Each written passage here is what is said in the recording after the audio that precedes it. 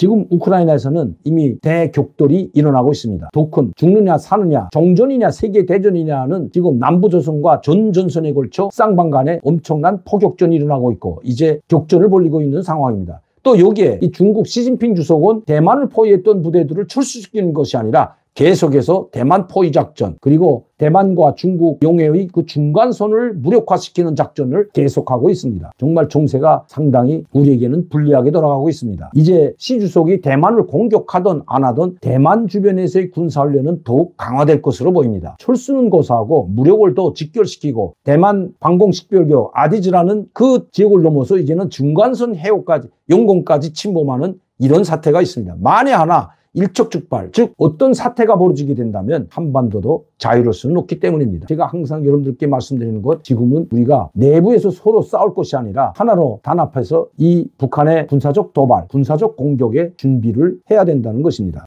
김여정이 코로나19에 김정은이가 감염됐다는 것처럼 고열에 시달리면서도 인민들을 생각하시라 한숨도 쉬지 못하고 1분 1초도 쉬지 못하고 방역전선에 진두지휘를 하면서 1272건의 서류에 비준을 하고 22,962건의 페이지에 달하는 그 방대한 자료를 검토했다고 했습니다. 그리고 선두에서 진두에서 지휘했다고 했는데 과연 김정은이 고열에 걸렸을까요? 코로나19에 걸렸을까요? 물론 뭐 건강한 사람이기 때문에 건강한 사람들은 저도 그렇지만 코로나에 걸린지 안 걸린지 모르고 우리는 넘어갑니다. 그러나 저는 이미 백신을 3번이나 맞았습니다. 백신을 3번을 맞은 사람과 백신을 한 번도 맞지 않은 사람은 아마 코로나19에 걸리게 되면 차이가 있을 것은 분명합니다. 그래도 백신을 맞았는데도 코로나19에 걸려서 고열이 나거나 기침이 나거나 목이 아프다면 그나마 그래도 쉽게 넘어갈 수 있지만 백신을 맞지 않게 되면 심한 고통을 당하는 것은 당연한 일입니다. 우리나라에서도 상당히 많은 사람들이 코로나19에 확진되고 많은 사람들이 사망했습니다. 그런데 북한에서는 약 500만 명이 걸렸는데 죽은 사람은 고작 74명이라고 합니다. 이건 뭐 북한에서 이야기하는 건 그대로 믿을 수 없지만 어쨌든 500만 명 중에 74명. 이건 도대체 뭐 프로수가 나오지 않죠. 5천 명이면 0.1%.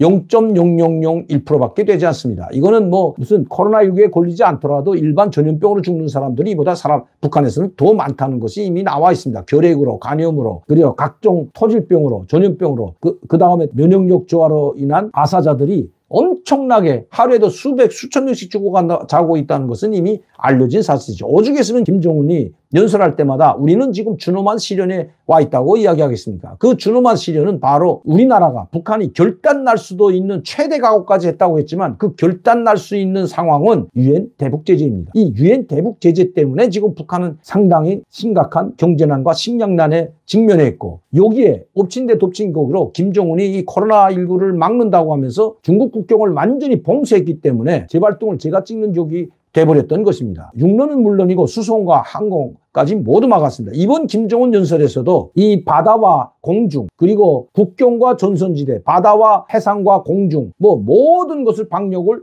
더 철저히 해야 되고 보완할 것은 보완해야 된다고 했습니다. 비록 우리가 최대 비상방역 체제는 해제하지만 비상방역대책본부는 그대로 가동하면서 철저하게 계속해서 더 보강할 것은 보강하고 철저히 봉쇄할 때에 대한 지시도 이번에 내렸습니다. 완벽하게 풀지는 않는다는 것입니다. 그런데 이런 상황에서 김정은이 고열에 걸렸다면 이게 확진자인지는 모르지만 일단 저는 김정은의 지금까지의 행적을 미뤄봤을 때 5월 12일부터 지금까지 행적을 수십 차례에 걸친 당주안인의 전원회의나 당주안인의 정치국 확대회의, 군사회의, 정치국 회의, 또 비서국 회의, 7.27 노병대회 뭐 별의별 회의를 다 했죠. 많은 사람들 대회를 진행했지만 뭐 2, 3일에 한 번씩 김정은이 나타나서 사람들을 만나고 서로 기념 촬영하고 뭐 엄청나게 활동을 했죠. 확진을 됐다면 이런 활동을 하지 못했을 겁니다. 김정은의 혁명활동 소식을 들여다보면 간단히만 제가 최근의 것만 여러분들께 말씀드리겠습니다. 5월 29일, 6월 9일, 6월 11일, 6월 13일 하루 건너 한 번입니다. 그냥 김정은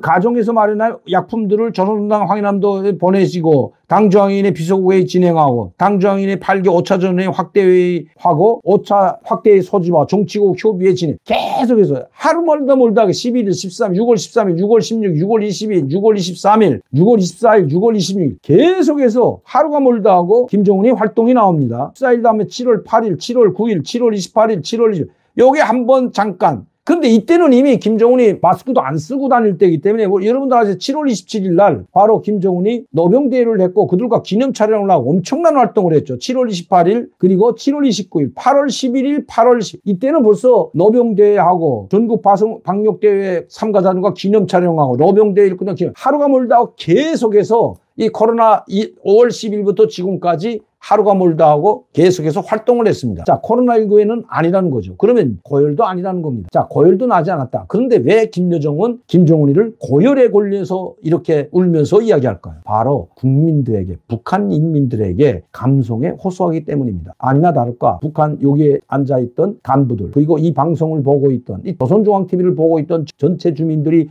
눈물바다가 된 것을 방영으로 내보내줬죠. 바로 이런 효과를 얻었던 겁니다. 김정일이도 고열에 걸렸다. 여러분들만 걸린 게 아니라 500만 년 중에는 김정은이 위대한 오보이도 있다. 그러나 오보이는 고열에 걸려 있으면서도 당신들을 치료해주고 당신들을 살리기 위해서 간거분투하면서 시분초를 아껴가면서 단 한 번도 쉬지 않고 엄청난 양의 이 문서들을 보고 지시하면서 지금까지 단 하루도 쉬지 못했다면서 울먹이면서 이야기하는 것. 바로 여기에 중점이 둔 겁니다. 그만큼 지금 북한이 상당히 어려운 환경에 빠져 있고 인민들은 식량난의 도탄에 빠져 있기 때문에 감성에 호소할 수밖에 없다는 것이 북한에서는 소식입니다. 울면서 간부들뿐만 아니라 일반 사람들까지 이 보도를 접하고 김정은의 연설을 보면서 눈물을 펑펑 쏟고 있는 이런 것들을 조선중앙TV로 다 방영을 한 거죠. 어느 정도 이번에 김여정의 이 감성팔이 그거는 성공한 것 같습니다. 그리고 나서 그 뒤에 이 모든 이 코로나 바이러스 확진에는 바로 남선 괴뢰 정권이 있고 전단을 보낸 쓰레기들이 있다는 걸 하면서 우리가 여러분들이 가족이 죽어나갈 수 있고 우리나라가 망할 수 있었던 것은 바로 남선 괴뢰 욕도들 때문이라고 지금 호소하고 있는 겁니다. 그러면 어떻게 해야 될까요? 그 분노를 한국과 미국으로 그리고 현 정부로 돌리는 거죠. 전 정부도 마찬가지고.